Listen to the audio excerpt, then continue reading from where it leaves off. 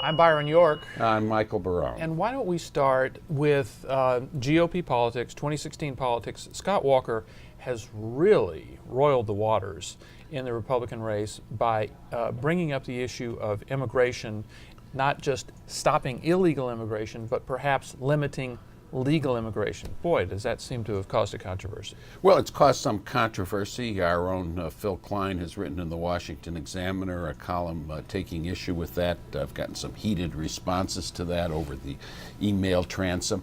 I think Scott Walker seems to be trying, perhaps kind of clumsily, to come towards a proposal that I've been advancing for some time, which is that to tilt our immigration system, our legal immigration system, away from family reunification of low-skilled workers, extended family reunification, and toward high-skilled workers like Canada and Australia. There's almost a consensus on that. That was part of the Gang of Eight bill. If you listen to Jeb Bush, and you wrote a book about it, he talks about it. I think all of the candidates are basically saying that chain migration, family reunification migration is not the way of the future. It has to be, it's not going to disappear, but it has to be more weighted towards skills. I think that Walker We haven't seen any of them come out with what I think is the radical proposal, which is when you talk about high skills, don't talk just about the H-1B visas that are tied to particular employers. Talk about something like Canada and Australia, where you let in high-skilled people, and they make their way through the free enterprise system and often do something that's economically creative that those big employers never expected. And what Walker has done, actually, I think he's done one thing very skillfully, which is he has said, we need to keep the interest of American workers in mind when we're setting our immigration policy. Now, you go out as a pollster and test that one. I think that's going to be very high he's been approval. talking, or he made reference in his talk to Senator Jeff Sessions of Alabama, who's been making that point, who's been sort of at one extreme, if you will, of the immigration debate.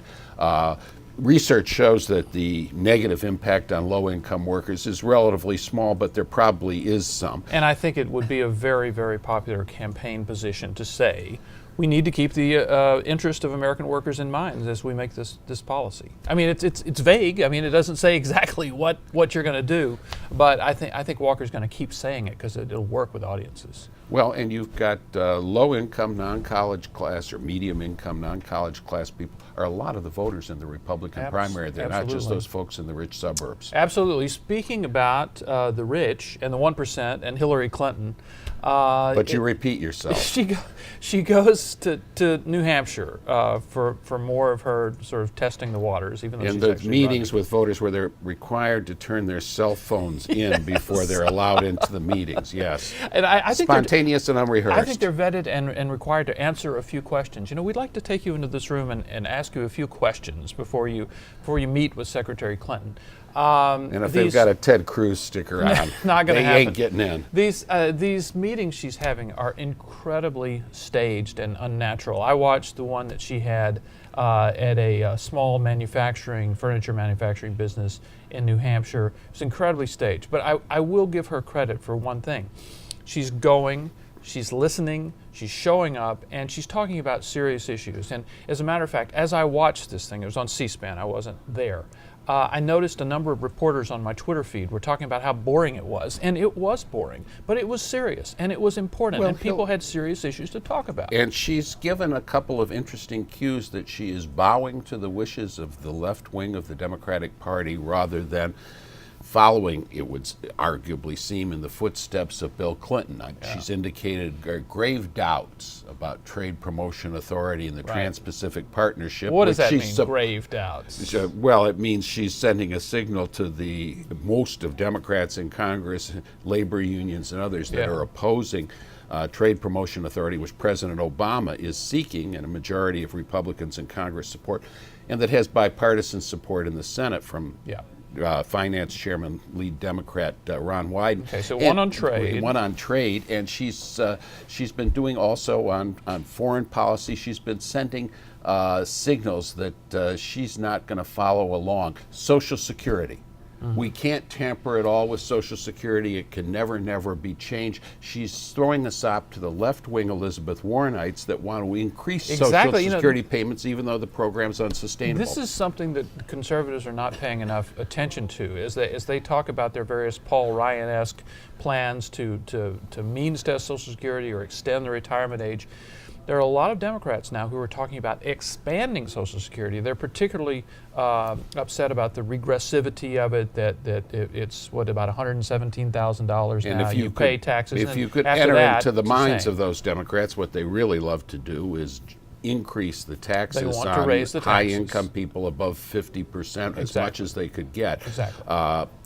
The press won't press them very hard on that, but there's good reason to do so. So Bill Clinton was for North American Free Trade Agreement, pushed it through Congress, got 99 or 100 Democrats to vote for it in the House of Representatives. Estimates now are only about 10 or 15 Democrats in the House are prepared to vote for Trade Promotion Authority. Now, you wanted to talk about cooperation between the parties, if not on this particular bill, but on other issues. Actually, it does seem to be popping up a little bit in Washington. It is popping up, and there's an interesting common thread in it. We've got, on Trade Promotion Authority, we've got Orrin Hatch, the chairman of Senate Finance, Ron Wyden, who was the Democratic chairman of Senate Finance when they worked out an agreement that it's got a lot of footprints of Wyden as a Democrat in it, as well as Hatch, the Republican. On relatively minor bills that we don't hear much about, we've got things like in the Help Committee, we've got Chairman Mar Alexander, Patty Murray, a leading Democrat. Health, Education, Labor, and Pensions. Yeah, and they have reached an agreement on authorizing the 2001 Education Act. Ted Kennedy worked on that. He was always very good at bipartisanship, was not able to get reauthorization. That seems to be coming through. Energy efficiency standards, not perhaps the lead issue on the headlines, but you've got Rob Portman, the Republican from Ohio, Jeanne Shaheen, the Democrat from New Hampshire, coming up with a bipartisan thing. What's in common? No involvement from the Obama administration. Let me ask you a partisan question about bipartisanship in Congress. We've just now had a Republican takeover of all of Congress, the Senate as well as the House now, and bipartisanship seems to be breaking out. Is there some connection between the fact that Republicans now control the Senate, Harry Reid does not, and some of these things are happening? Well, there's definitely a connection there. Harry Reid was not allowing almost any issue to get to the floor, was not allowing amendments. You had poor Senator Nick Begich, Democrat of Alaska, hadn't been able to get an amendment to the floor in 6 years. That was used against him in the campaign. Yeah, I mean, not even something for the native Alaskans or the polar bears. And so this is a different regime. McConnell hasn't 100% carried through on his promise to allow amendments, but he has done so significantly. They voted on more amendments, I believe, than Harry Reid allowed in years.